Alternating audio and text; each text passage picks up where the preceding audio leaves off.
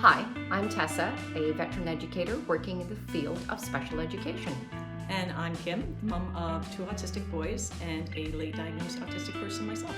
And welcome to Totally Over the Spectrum, where we dive into embracing autism through understanding and support. Hi, and welcome to episode 53. And we are talking today about Halloween tips and tricks for autistic kids. So, this is for our parents who are at a bit of a loss.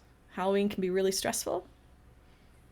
Yes, all of the research I've done is either you're going to have a kid that is going to be very, resilient to wanting to participate in Halloween, or they absolutely love it because it's their favorite time because they get to put on different costumes and they get to be creative and animated, much like Peter, your youngest, who I had the best time doing Halloween stuff with.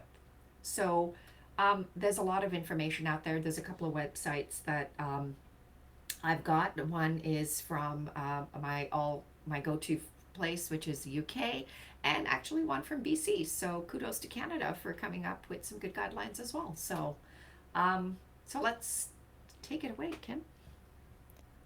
My kids liked Halloween, but they don't actually like candy or chocolate very much. More for me. For Alex, so he's level 1, lower support needs. He has a life-threatening food allergy, so he couldn't eat most of what we got. But he didn't mind, so he really enjoyed dressing up. That was his thing, and he even dressed up his third year of college at Halloween. I guess a bunch of them were getting dressed up, so he decided he'd get dressed up too, and he wore a pink wig and these pink oversized horn-rimmed glasses, and he had an entire character sort of fleshed out with the voice and everything. If he's okay with it, I'll get him to put a picture on screen and post. What's that? Who's this? Who's this Tesla lady? You're not even real. Are you real? I can't take it. Are you real? I hate when I don't know if you're real. Like, can you just come on? You got a little. I don't know. I can't tell if you. No, fuck it.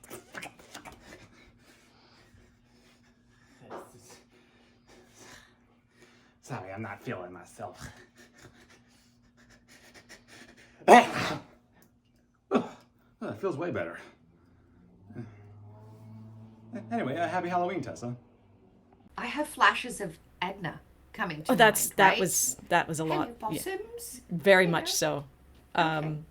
Only a little harsher accent. Oh, okay. Wasn't a All posh right. British accent. Anyway, so Peter, he's level 3, higher support needs. He's non-speaking. He didn't really get into Halloween until maybe around grade 7. Like, he'd wear a costume for school and he'd go when I took Alex, but he didn't seem terribly interested. And the cutoff for me for trick-or-treating is grade 9. You go to high school, you're done trick-or-treating. I think it's for the little kids to go door to door. Yeah, I agree with you on that one. That might not be the case for all parents. If your child has an intellectual disability, you might decide to let them go for longer. That's okay. That was just sort of my cutoff.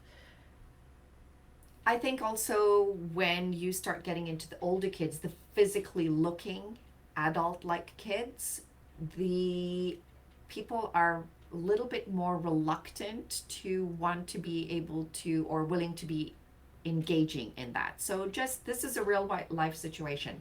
I'm not gonna sugarcoat it for you. When yes, your child, now adult child has an intellectual disability and the cognitive level is perfect for trick-or-treating, but a lot of people may not be receptive to that. So just keep in mind when making those decisions, and you can always modify that and make it a safe and friendly environment for them to be able to still participate.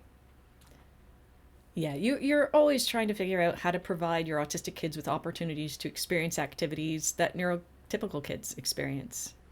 So for some families, the sensory sensitivities, possible meltdowns, scary decorations, that those all might be too much to even bother going out. But there Hmm. are some things you can do to make all of those less. So the first thing I started off with is costumes. Yes. That's a sensory overload right there, right? What it looks like, what it feels like, what it smells like, all of those considerations have to be taken into place when creating this costume.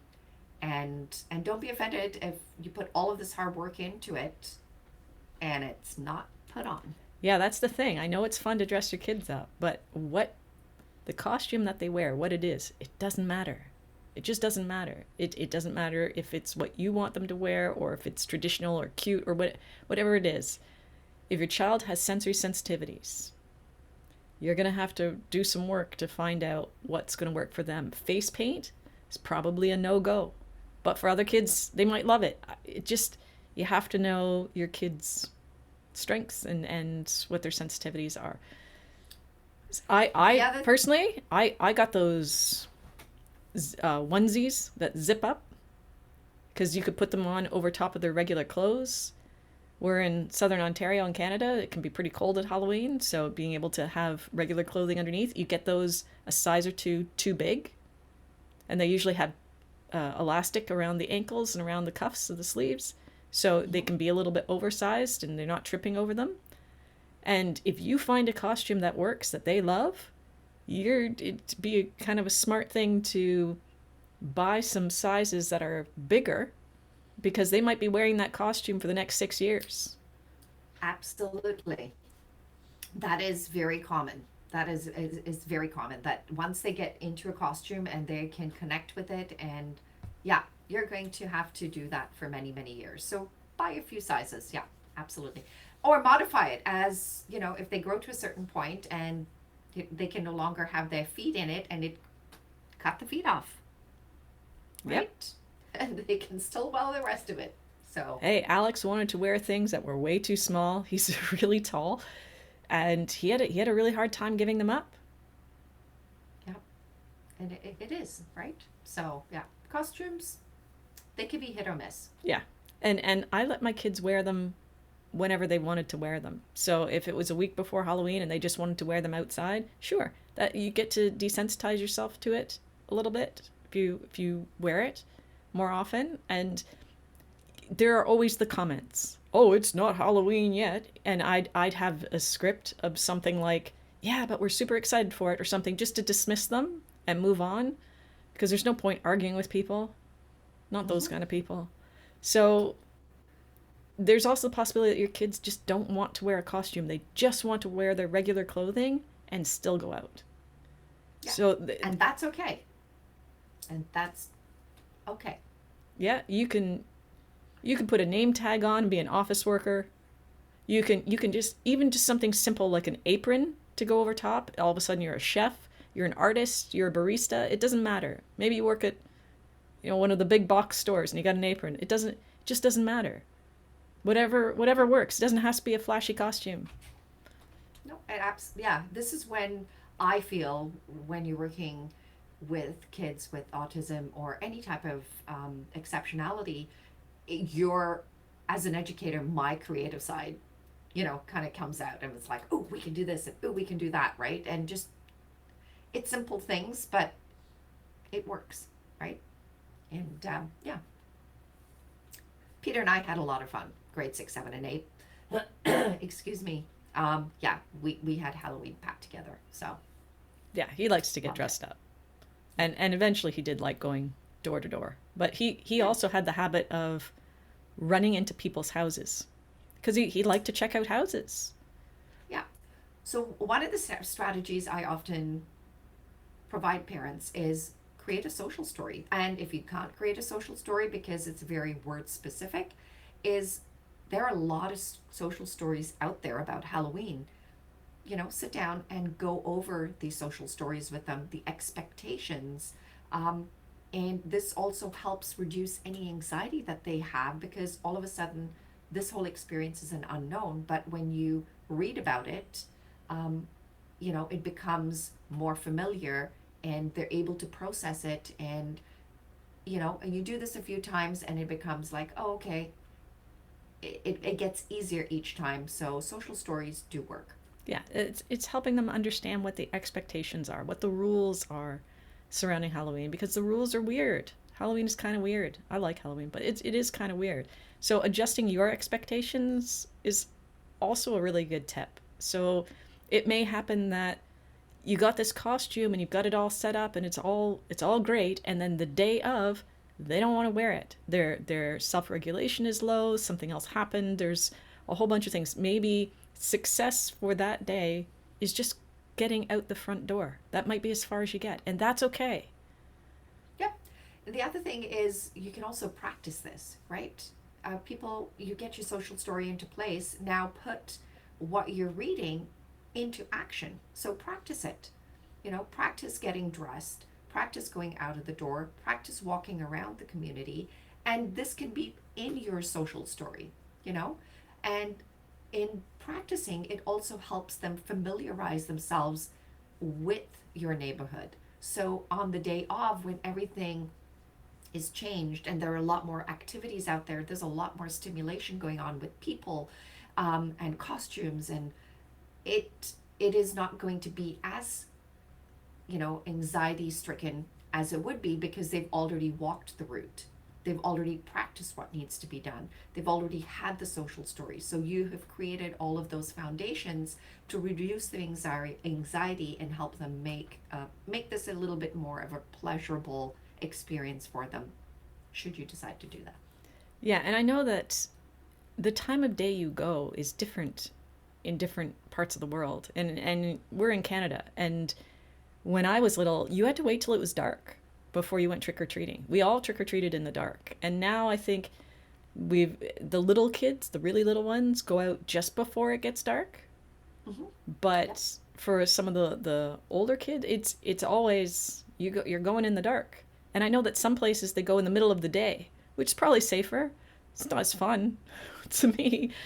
Part of the fun was going in the dark, but that just the time of day can be a sensory issue for some kids.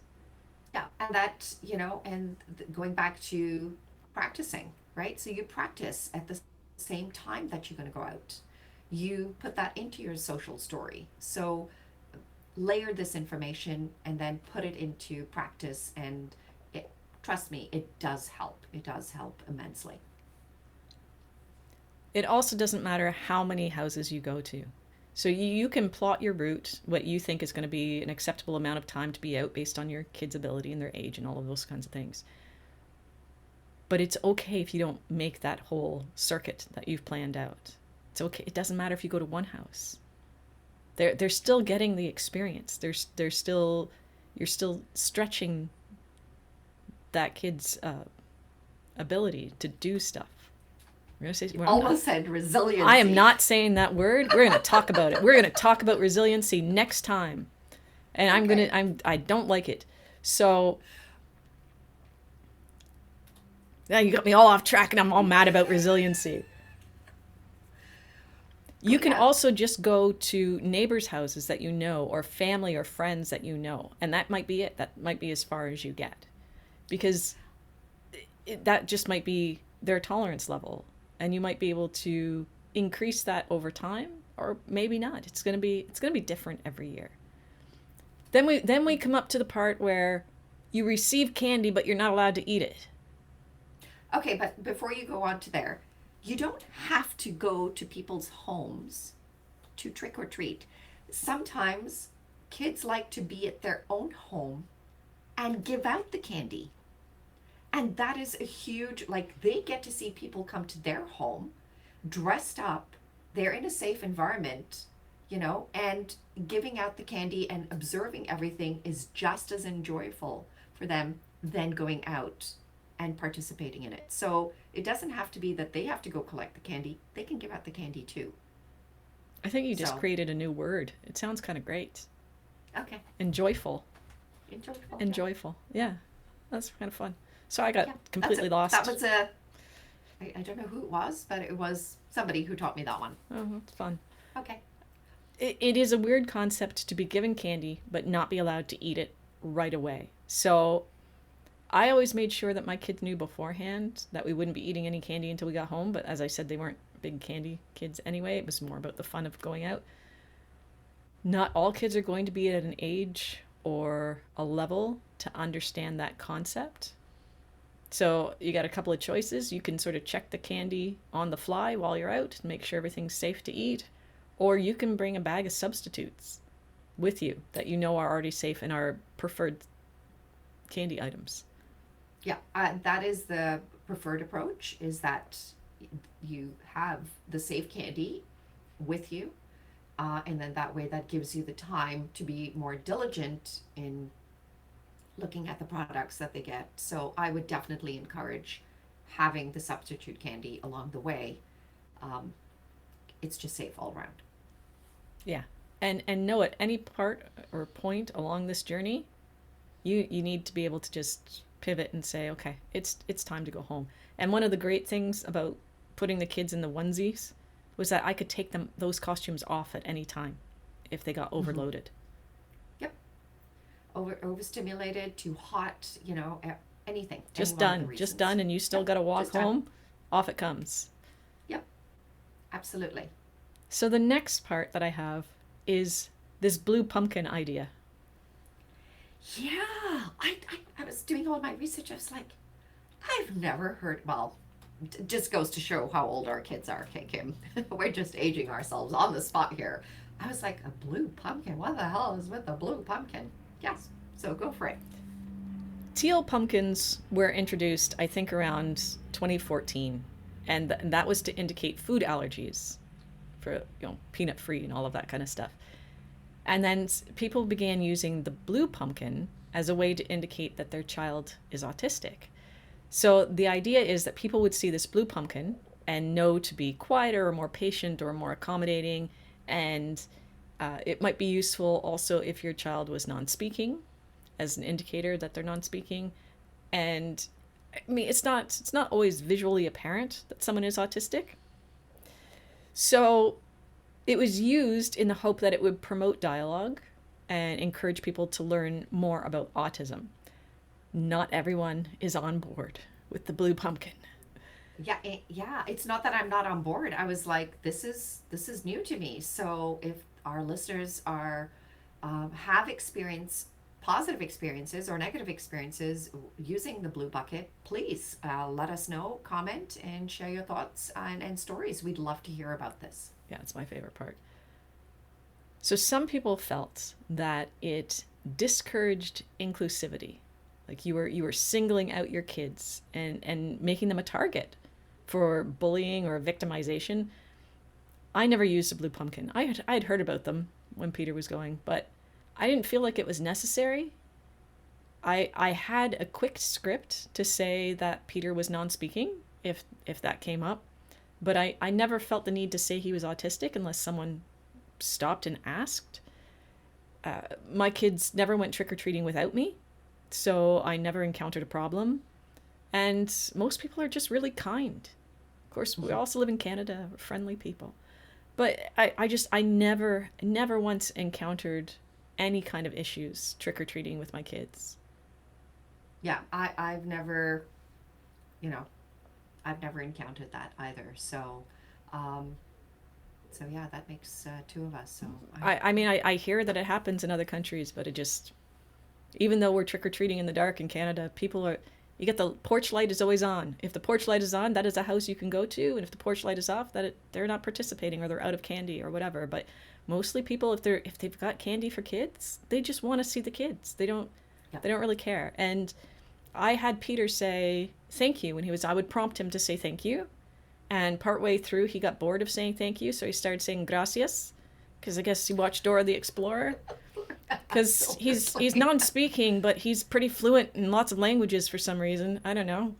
Yeah, that's it. He likes to watch different languages when he's watching kids programming. So, but people were fine with that too. Some of them times people would stop and be like, "What?" and take a second, but there was never. Yeah, we didn't encounter any problems. Yeah, well, that's good. So I'm relieved and pleased to hear that. So And we just went for as long as he wanted to go. So when he was done, Yeah. he would let me know he was done and we'd go home. You There was love actually that. one Yeah. year where he was having severe leg pain, but he really, really wanted to go. I was like, dude, you can't walk. Like, I can't take you door to door if you can't walk. You're too big. The thing was his last year, his grade 8. He was bigger than me. I'm like, I can't carry you. And he was determined that he wanted to go. So I went and rented a wheelchair to take him trick-or-treating. He was dressed up in a onesie like a Pokemon, and off we went in a wheelchair. And what was really eye-opening for me was how many houses are inaccessible to wheelchair. So Yeah. it was very sad to think that there are kids who couldn't go trick-or-treating because they just wouldn't be able to get to the front door. Yeah. Peter could walk short distances. So I'd end up having to park the wheelchair for some houses and help him walk to the door and then back to the wheelchair.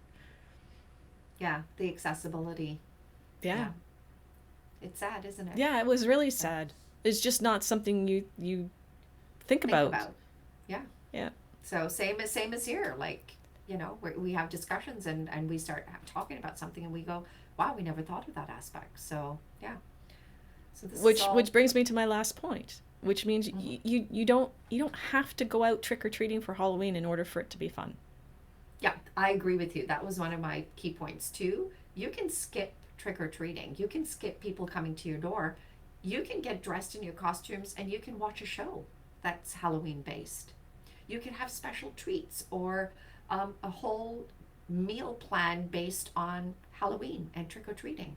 So it doesn't have to include others or the community. It can just be within your family, and that is okay and probably be an amazing time for your kids. Yeah, you can start your own Halloween traditions. They don't have to be what everyone else is doing.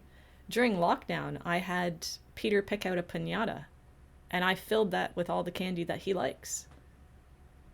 And he had a lot of fun breaking that. Oh, I bet. He chose the poop emoji as his piñata. I was like, that's disgusting. That I can just see him hysterical about it and beating the hell out of the poop. Yeah, literally. Oh, come There's on. a pun there. How can you? know? Yeah, I know we there don't is a swear pun on there, YouTube, like, but there's yeah. a pun. Yep. There's a So pun in that fill one. the blanks, folks. Yeah. But yeah, so Halloween, you can take it or leave it, but either way is fine. What works best for your family. Yeah, don't stress. It's not worth that. You got enough to stress about during the day. It doesn't. Yeah. Halloween should be fun. It should be as fun as you can make it, and make it not as and anxiety inducing as it can be. so we're gonna go ahead and post the links. We've given you a lot of information. Like earlier on, I said a couple of the sites that I visited, one in the UK, one in BC. We'll post those links at the end of this session so that you can access it easily. Yeah, if you have a So- link to one of the social stories you're talking about as well, that would be really helpful, I think. Okay, wonderful. I can Find add that too. I can post it. I can post it. Okay. I don't know where that came from. We're creating new words as we go along here. Apparently. So I guess our next topic is Oh, it's resiliency. That's what we're talking about. I'm all Okay. fired up for it. Okay, clearly you are. And bring it on. Yeah. 'Cause this is, you and me are going to be loving each other by the end of it, okay? So, We might be fighting in the next episode. That might be Yeah. what's happening. but we still love each other. Of course. Well, till the next time, have a great day and chat soon. We'll see you then. Thanks for tuning in. If you know someone who might find this episode helpful, feel free to share. Also, check out our website and socials linked in the description.